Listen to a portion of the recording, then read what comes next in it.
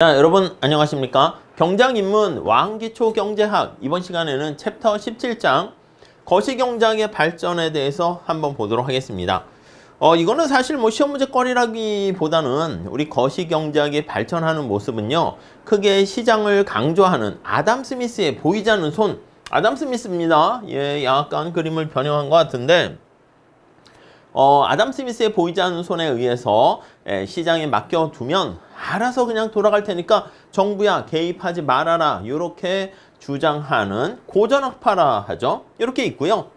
이 반대가 존 메이나드 케인즈가 있어 가지고요, 대공황 이후 1929년 이후에 대공황이 발생했을 때 기존의 경제학자들이 제대로 이 문제를 해결하지 못합니다. 그래가지고 케인즈가 등장해서 야, 이거는 이렇게 정부가 적극적으로 개입을 해야 돼, 이렇게 주장을 하면서 등장하게 되었죠. 자, 그래서 이제 거시경제학을 공부할 때 사실은 거시경제는 국가경제를 전체적으로 보니까 뭐 미시처럼 디테일하게 모형 가지고 막 이렇게 하기에는 좀 약간 쉽진 않습니다. 그렇지만 나름대로 또 공부할 때 이렇게 고전학파와 케인즈 학파의 세계관을 거기다 반영시키게 되면 조금 더 이해하는 데 많은 도움이 될 수가 있어요.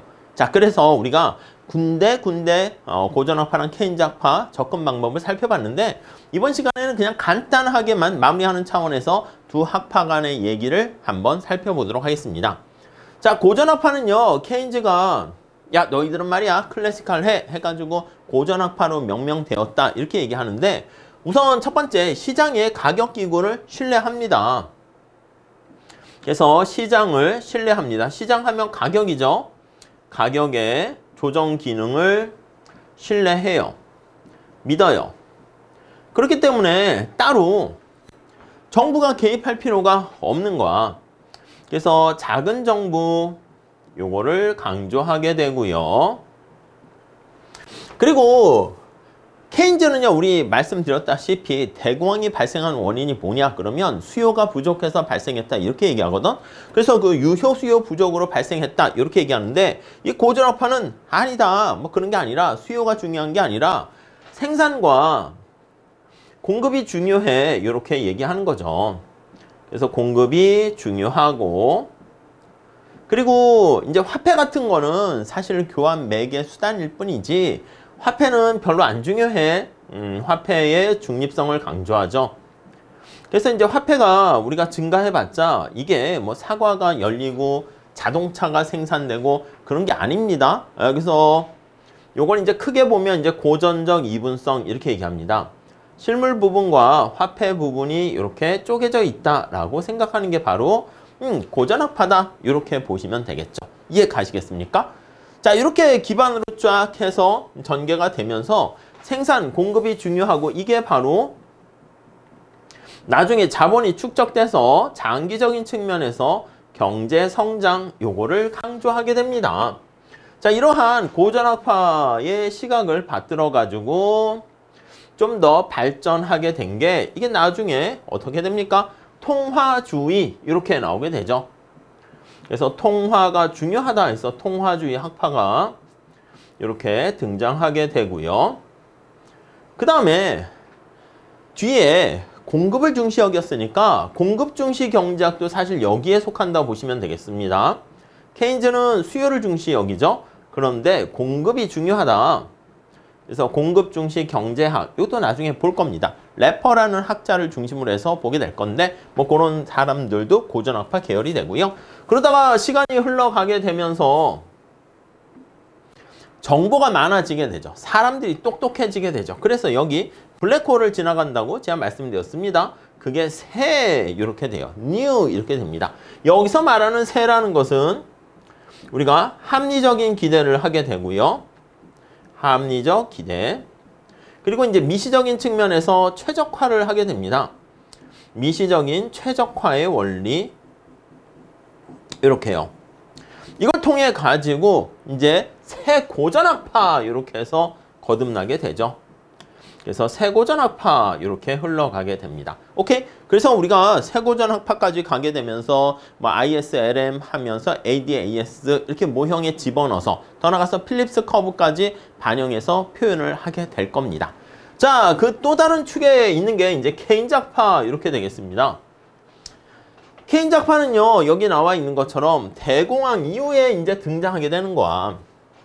대공황 때 대공황의 문제를 제대로 해결하지 못하고 있었는데, 야, 가만히 보니까 시장에 보이지 않는 손이 진짜 안 보이는 거야. 자기 이렇게 조정 능력을 하지 못하게 됩니다. 그래서 가격이 망가졌어요. 그러니까 우리가 가격이 경직적이다 이렇게 얘기할 거예요. 이것도 이제 거시적인 측면에서 시장이 실패되는 거지. 그래서 이걸 가만히 두고 볼 수가 없으니까 정부가 적극적으로 개입해라. 그게 큰 정부 요거를 강조하게 됩니다.